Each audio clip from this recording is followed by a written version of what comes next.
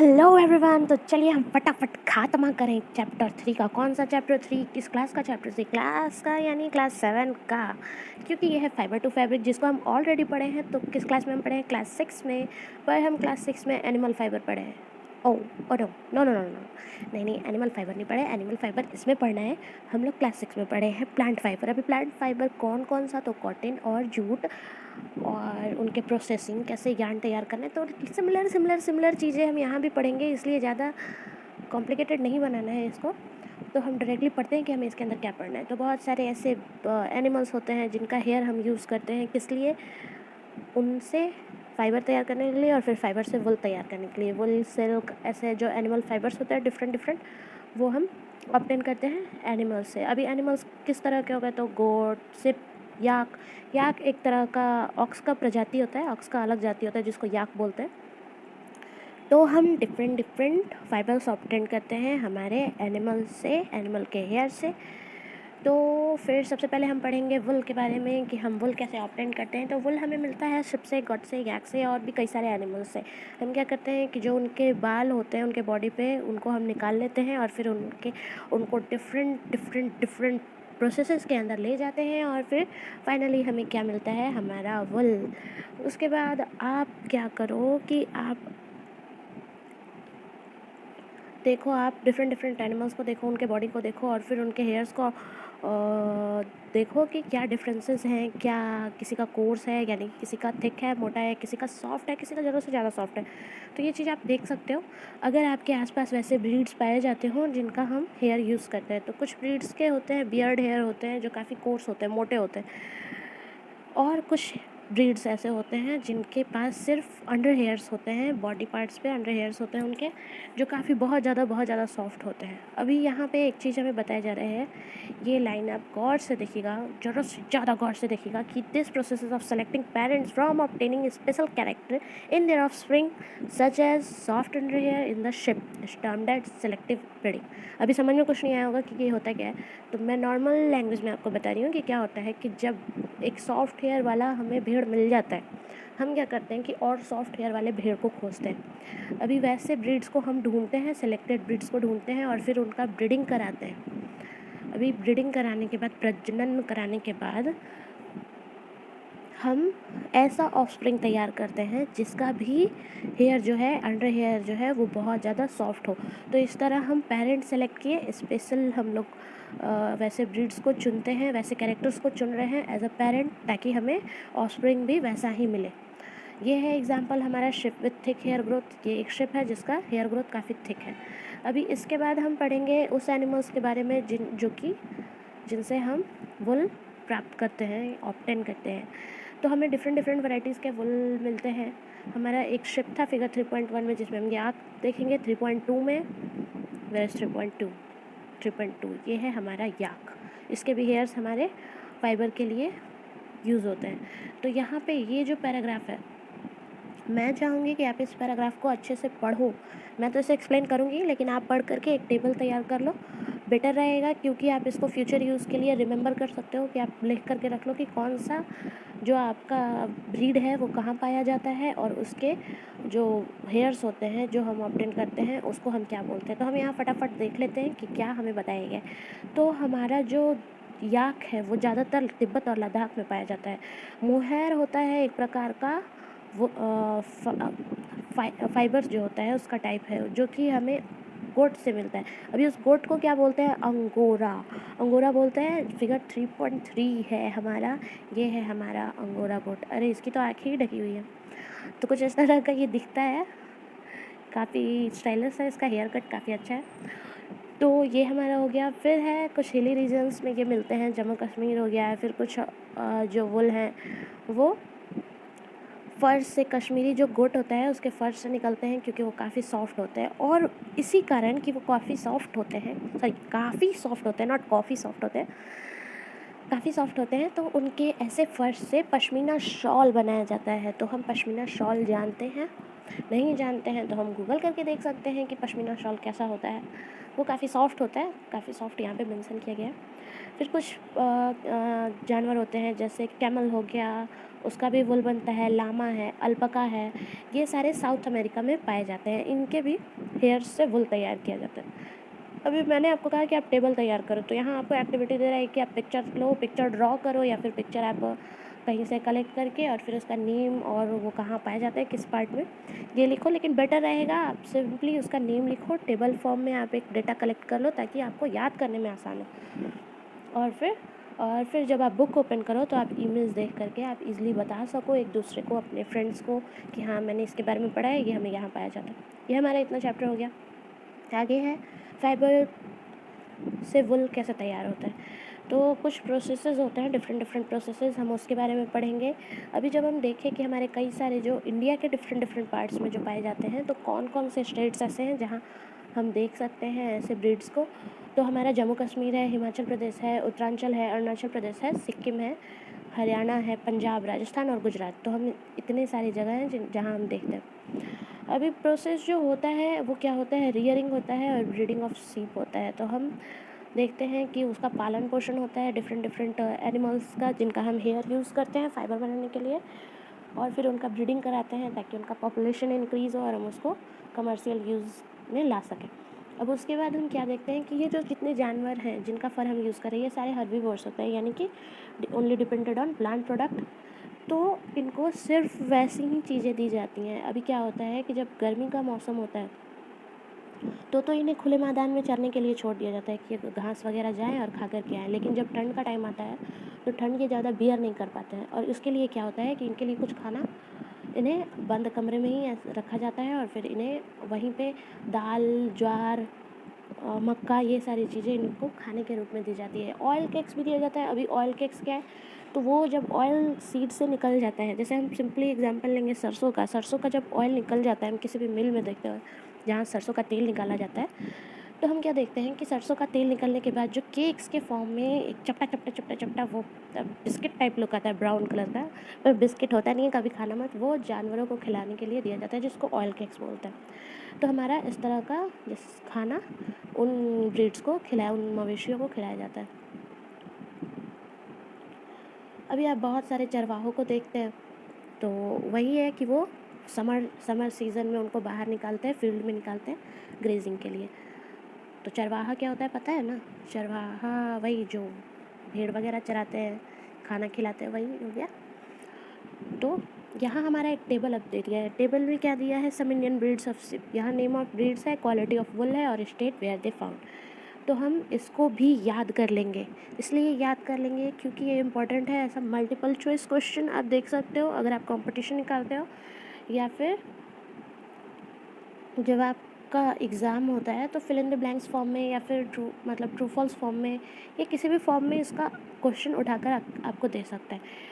तो यहाँ कुछ एग्जांपल्स जो हैं वो हम देख लेते हैं। लोही है एक तरह का ब्रीड जिसका क्वालिटी वूल का काफ़ी बहुत अच्छा होता है, राजस्थान पंजाब में पाया जाता है। रामपुर बशैर है जो कि ब्राउन, जिसका वुल जो है, जिसका हेयर जो है वो ब्राउन होता है, ये उत्तर प्रदेश और हिमाचल प्रदेश में। नाली, अब ये गटर वाला नाली नहीं है, ये है नाली, एक टाइप ऑफ ब्रीड है, नेम ऑफ ब्रीड है, जिसका कारपेट वुल बनता है, और ये पाए जाते हैं राजस्थान, हरियाणा में, पंजाब में भी पाए जाते हैं। फिर है भकरवाल, ये वुलन शॉल, इनके फर से वुलन शॉल बनता है, ये जम्मू और कश्मीर में पाए जाते हैं। मारवाड़ी है, अभी अपने फ्रेंड्स को टीज़ मत करना कि मारवाड़ी ब्रीड होता है, मारवाड़ी कास्ट भी होता है, वो अलग है। ये है मारवाड़ी एक ब्रीड का नेम है जो कि जिसका जो फर है काफ़ी मोटा होता है, तो इसका जो वुल निकलता है वो भी काफ़ी मोटा होता है, ये गुजरात में पाए जाते हैं। फिर ये पटनवाड़ी और पाटनवाड़ी आप बोल सकते हो, इनके वुल से, इनके फर से, हेयर से हौजरीज बनते हैं, हौजरी क्लॉथ बनते हैं, ये भी गुजरात में पाया जाता है। अभी जो डिफरेंट डिफरेंट स्टेप्स हैं जिनके अंदर हम देखेंगे कि कैसे फाइबर से वुल तैयार होता है। तो सबसे पहले स्टेप में क्या होता है कि बाल को निकाल लिया जाता है। नॉर्मली इस प्रोसेस को तो शेयरिंग बोलते हैं, लेकिन हम इसको कॉमन लैंग्वेज में ऐसे समझेंगे कि आप नाई के पास गए, आप अपने बाल को शेव ऑफ करा लिए, शेविंग करा लेते हो आप, या फिर आप हेयर कट कराते हो, तो नॉर्मली वैसे ही ट्रिमर वगैरह यूज़ करके निकाल लिया जाता है। अभी इसका और इजीली एग्जांपल हम इमेज में देख लेंगे। यहाँ इमेज में दिखाया जा रहा है कि इस तरह से बालों को निकाल लिया जाता है। दूसरे स्टेप में क्या होता है कि उसके बाल को निकालने के बाद काफ़ी अच्छे से अगर बालों पे डस्ट या किसी तरह का ग्रीस लगा है या डर्ट लगा है तो उसकी सफाई की जाती है, जिसको स्कॉरिंग बोलते हैं। स्कॉरिंग सिंपली हम बोल सकते हैं कि क्लीनिंग होता है, जिसके अंदर उन फर्श की सफाई हो जाती है। अभी सफाई हाथों से भी हो सकती है, इस टैंक में आप देख रहे हैं फिगर 3.8 का बी, और मशीन से भी सफाई होती है, स्कॉरिंग बाय मशीन फिगर 3.8 का सी। उसके बाद क्या होता है कि थर्ड स्टेप में शॉर्टिंग होता है। अभी हम लोग शॉर्टिंग पढ़े हैं क्लास 6 में, क्लासिफिकेशन। तो डिफरेंट डिफरेंट फर्श के टेक्सचर के बेसिस पे उनका शॉर्टिंग किया जाता है, अलग अलग कैटेगरीज में उन्हें छाट दिया जाता है कि हाँ ये काफ़ी सॉफ्टली है, ये कोर्स है, ये थिक है। तो इस तरह उनकी शॉर्टिंग की जाती है। फिर जो स्टेप 4 है उसमें फ्लफ़ी फाइबर्स जो है उन्हें निकाला जाता है। तो जैसे हमारे स्वेटर्स पे काफ़ी बर्ड्स उड़ जाता है, वो बर्ड्स को रिमूव किया जाता है उन हेयर्स से, उन फर्स से। उसके बाद उस फर को कलर किया जाता है, जो डिफरेंट डिफरेंट फाइबर्स हैं, क्योंकि नेचुरल जो फाइबर है, जो एनिमल फाइबर हम ऑब्टेन कर रहे हैं, वो normally black colour, brown colour और वाइट कलर में ऑब्टेन होता है। तो उसे मल्टी कलर्स में यानी डिफरेंट डिफरेंट कलर्स में डाई किया जाता है, अलग अलग उन्हें रंग दिया जाता है। फिर उसके बाद फाइनल टच उनको दिया जाता है, उनको स्ट्रेट किया जाता है कॉम्बिंग के मदद से। उन्हें स्ट्रेट किया जाता है, पूरी तरह स्ट्रेट करने के बाद उन्हें रोल किया जाता है। अभी रोलिंग का एग्जांपल फिगर 3.8 के डी में दिया हुआ है। इस तरह से उन्हें रोल करके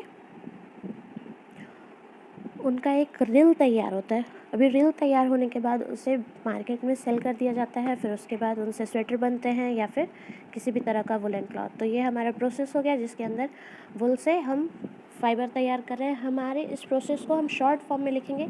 ये काफ़ी अच्छा पॉइंट है, थिंग्स टू रिमेंबर, ये आप नोट कर सकते हो। इसमें है the processing of fibre into wool can be represented as follows. तो जो प्रोसेसिंग है फाइबर का वुल तक, वो इस तरह से होता है, और इसको आप याद करो। शेयरिंग होता है, फिर उसके बाद स्काउरिंग होता है, फिर शॉर्टिंग करते हैं, फिर बर्स क्लीनिंग होता है, उसके बाद उसको डाई करते हैं और फिर रोलिंग करके उसको बेच दिया जाता है डिफरेंट मार्केट्स में जहाँ उनकी ज़रूरत होती है।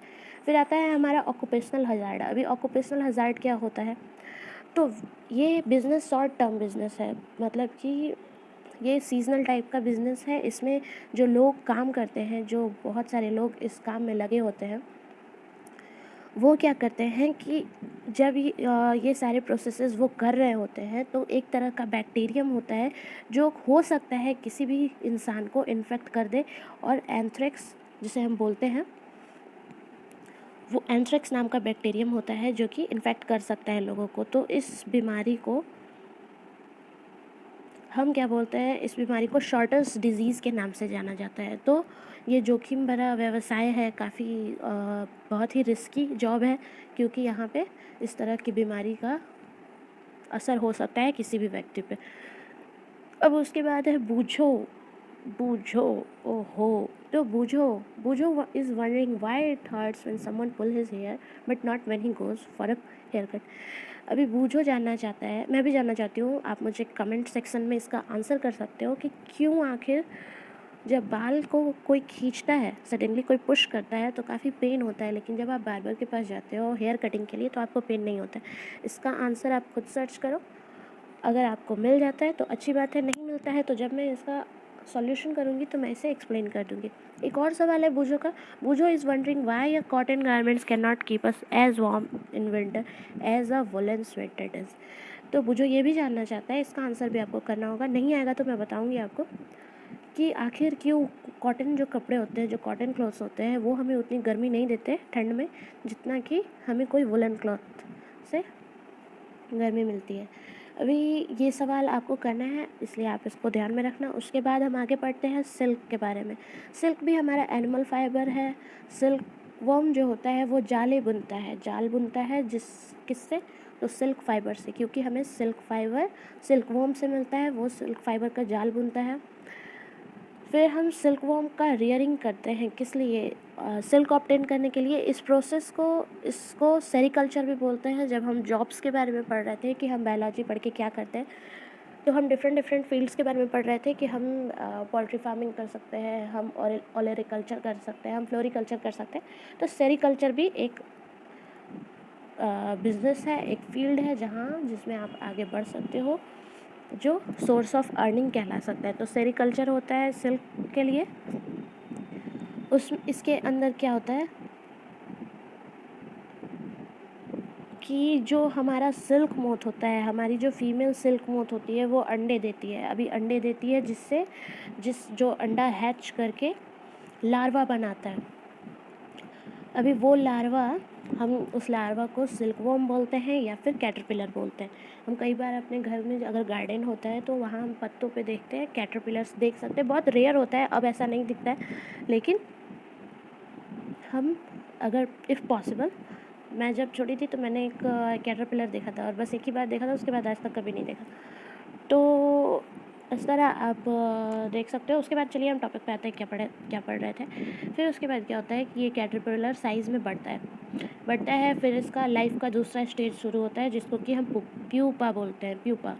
प्यूपा क्या करता है, एक तरह का नेट बुनता है, जाल बुनता है अपने आप को होल्ड करने के लिए, थामने के लिए, अपने खुद को थामने के लिए एक जाल बुनता है और अपने हेड की मदद से उस पर झूलता है।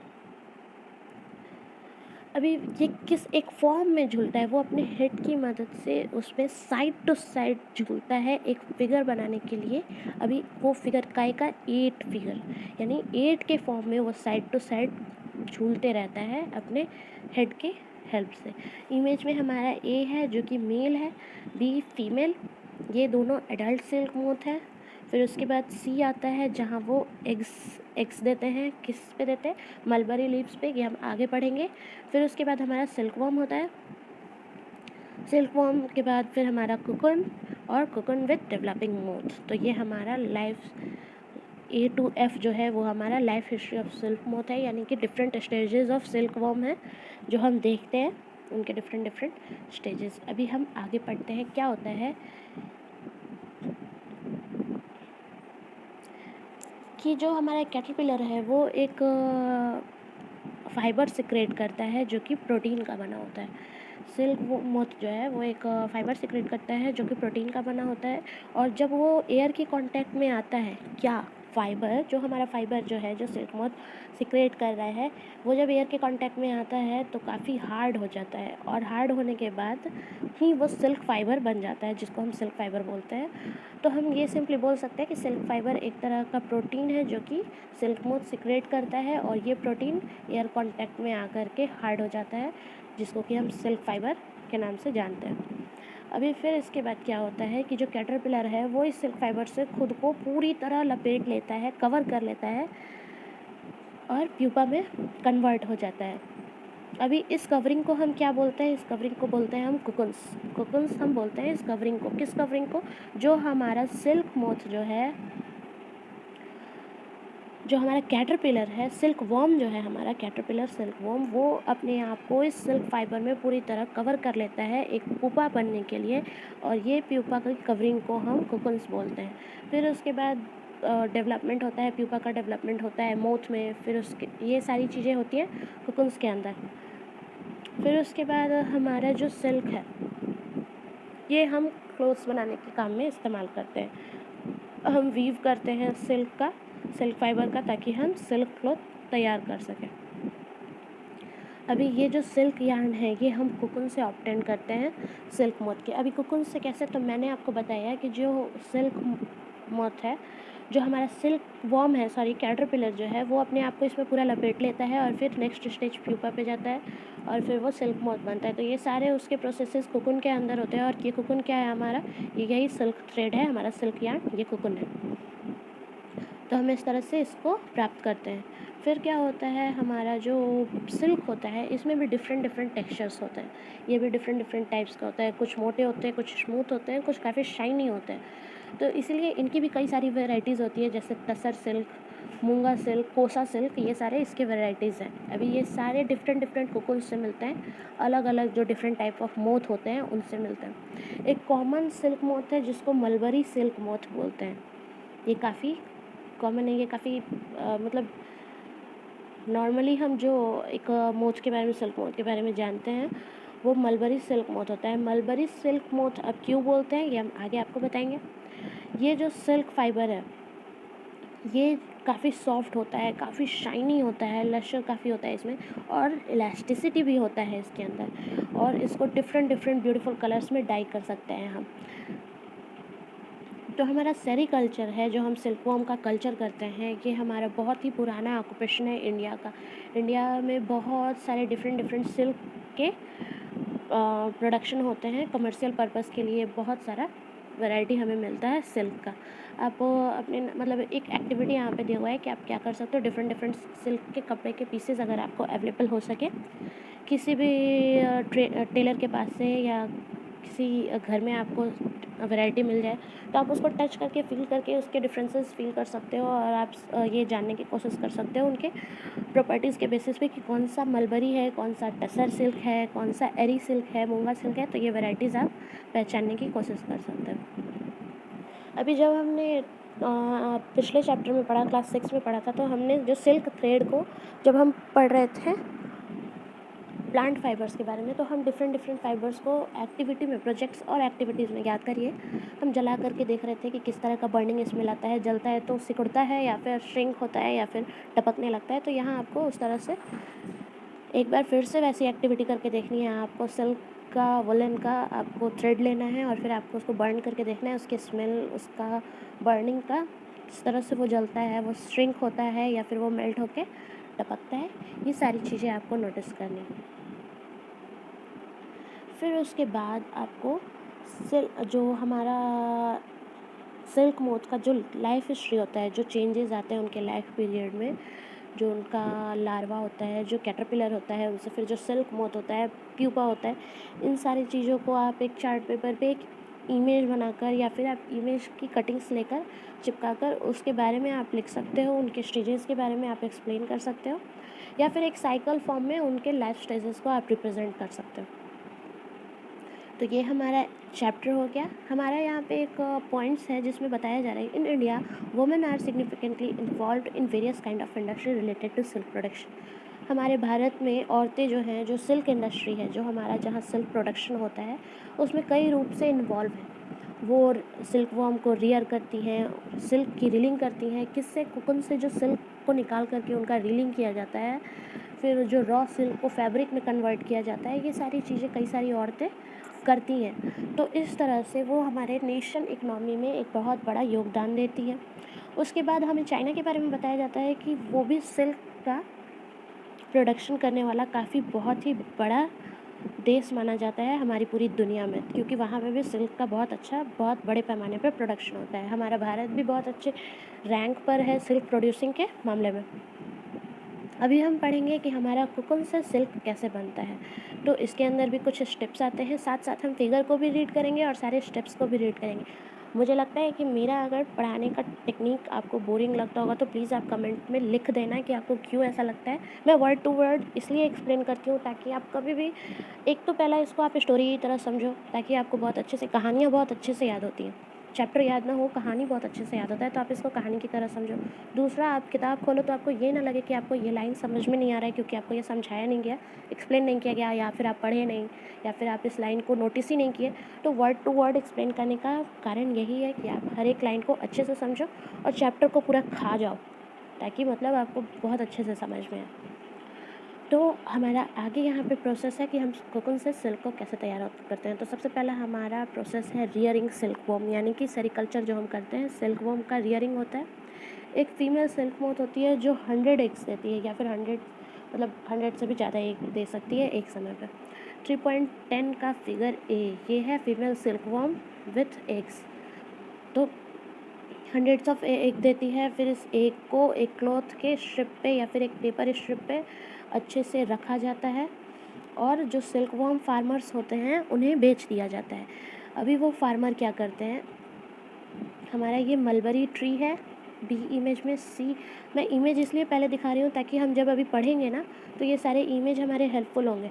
तो इमेज अगर हमारे माइंड में पहले से रहेगा तो हम आगे इसे कनेक्ट कर पाएंगे अपने रिटन थ्योरी से।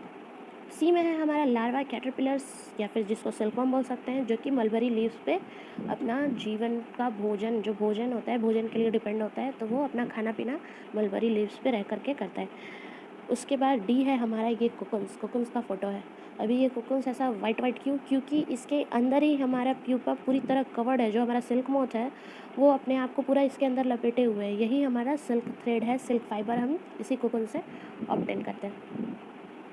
फिर उसके बाद क्या होता है कि फार्मर हमारे जो है उस एग को हाइजीनिक कंडीशन में रखते हैं, जो हमारा जो प्रॉपर टेम्परेचर और जो प्रॉपर ह्यूमिडिटी उस सिल्क वॉर्म को चाहिए, उस सिल्क मोथ को चाहिए, वो प्रोवाइड कराता है। हमारे जो फार्मर्स होते हैं वो इस एग्स को प्रोवाइड करते हैं, वो प्रॉपर टेम्परेचर और ह्यूमिडिटी।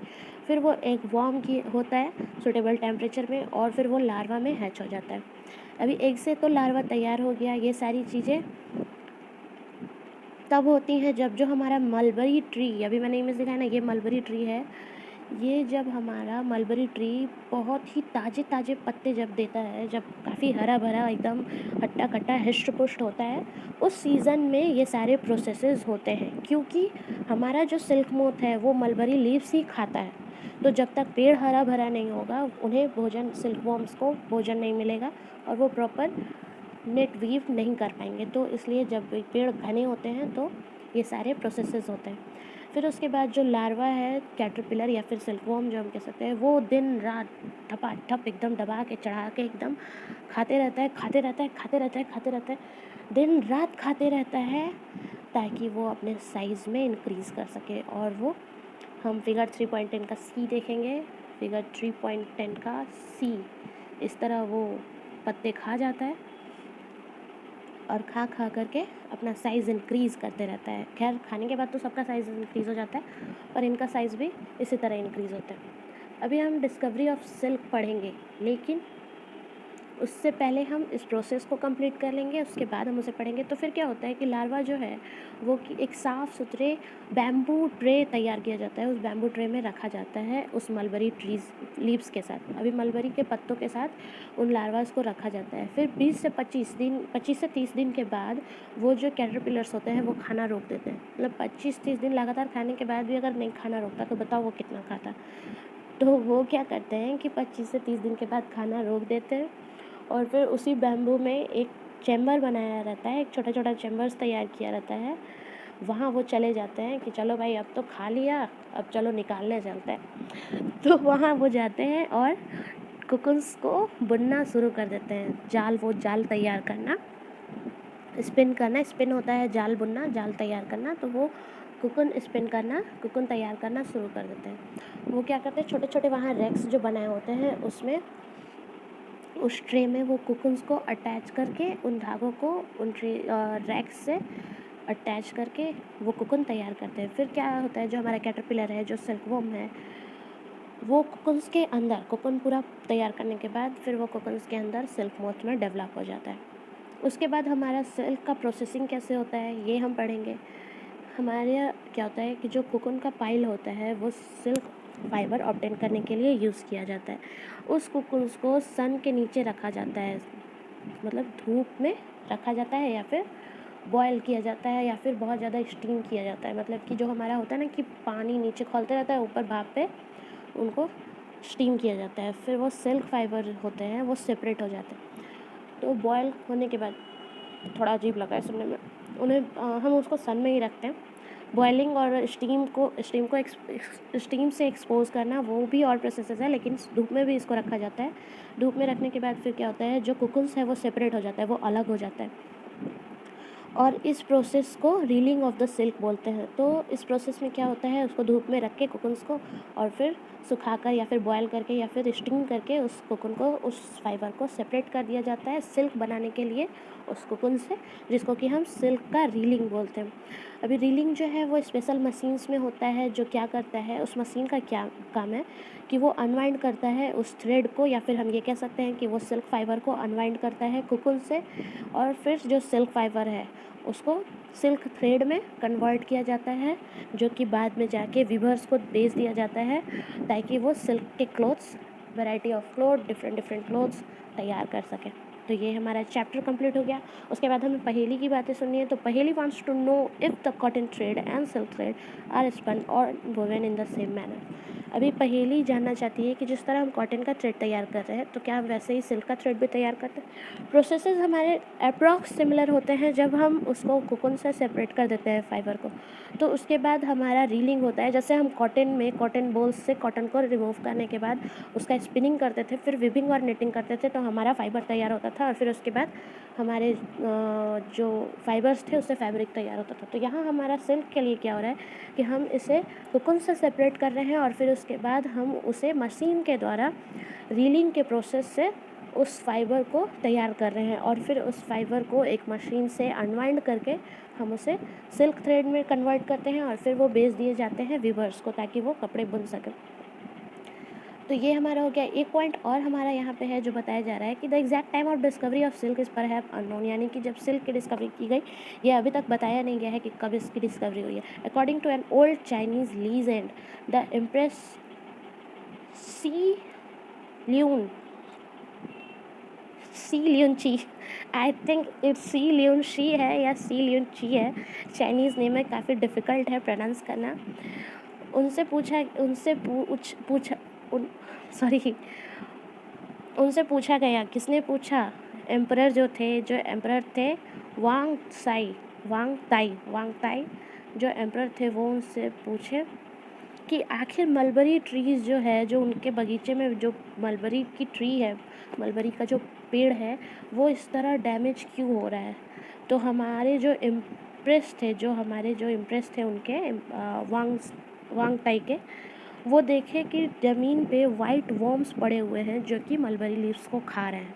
फिर वो नोटिस किए कि वो जो वॉर्म्स हैं वो अपने आप को एक तरह के बहुत ही शाइनी धागे में लपेटे हुए हैं। फिर क्या होता है कि अचानक से उनके कप में एक कोकून गिर जाता है, उनके चाय के कप में एक कोकून गिर जाता है। अभी चाय का कप तो उनका था गरम, तो गरम चाय के कप में गिरने के बाद ऐसे तो वो कोकून को भी खा जाएं, ये चाइना वाले कुछ ना छोड़े, पर उस समय शायद छोड़ दिए होंगे। और फिर उन्होंने नोटिस किया कि एक तरह का डेलिकेट थ्रेड उनके चाय में फैल रहा है, क्योंकि गर्म चाय में गिरने के बाद वो थ्रेड डिटेंगल हो जाता है और सेपरेट होने लगता है उस चाय के अंदर, उस कोकून से अलग होने लगता है, सेपरेट होने लगता है।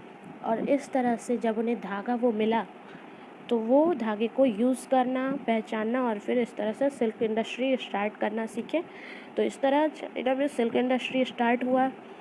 फिर कई सालों तक इसको सीक्रेट रखा गया, क्योंकि हमारे देश में अगर कुछ अजूबा चीज़ मिले जो बहुत ही शाइनी हो, लस्ट्रस हो, और वो चीज़ हम काफ़ी कॉस्ट पे दूसरों को बेचें और हम उसके सीक्रेट्स ना शेयर करें तो काफ़ी वो चर्चित सा हो जाता है। तो कई साल तक उन लोग ये राज छुपा करके रखे।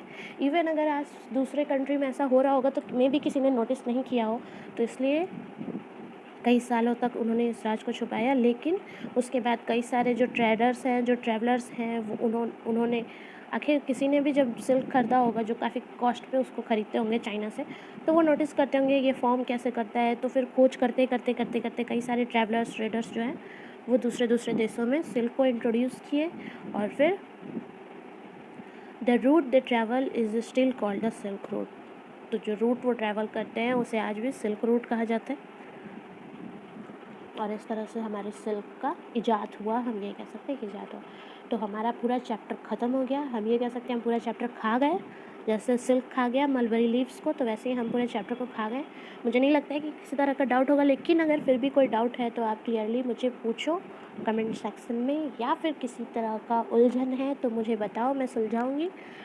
और हमारे कीवर्ड्स हैं, ये कीवर्ड्स आप खुद ही एक्सप्लेन करो, क्योंकि पूरा चैप्टर एक्सप्लेन करने के बाद अभी मुझे नहीं लगता कि फिर कीवर्ड्स मैं आपको अलग से एक्सप्लेन करूँ, लेकिन कर दूँगी जब सॉल्यूशन का वीडियो बनाऊँगी। तो हमारा ये वीडियो यहीं ख़त्म होता है, बाकी सॉल्यूशन आएगा आपका नेक्स्ट वीडियो में।